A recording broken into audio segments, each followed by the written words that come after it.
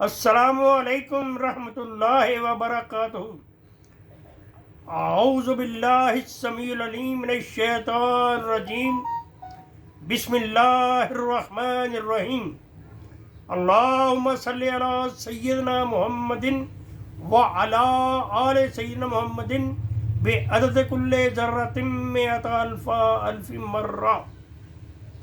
حضرت عمر رضی اللہ تعالی عنہ سے روایت ہے کہ میں نے رسول اللہ صلی اللہ علیہ وآلہ وسلم کو فرماتے ہوئے سنا کہ اعمال کا دار و مدار صرف نیتوں پر ہے،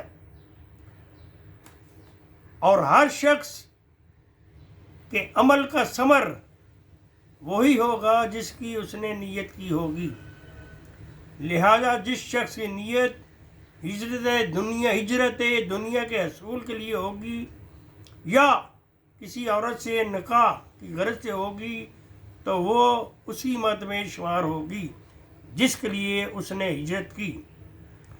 حوالہ بخاری شریف کتاب الوحی، حدیث نمبر 1۔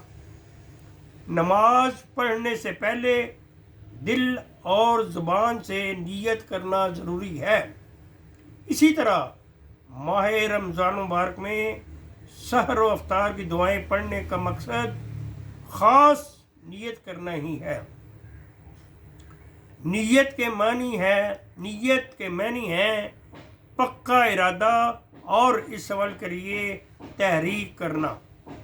ان دو مثالوں سے یہ واضح ہو جاتا ہے کہ ہر عمل کے لیے ہمارا نیک نیت ہونا ضروری ہے۔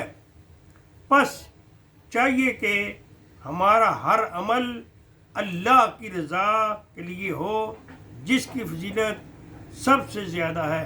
وآخر دعوانا ان الحمد للہ رب العالمین۔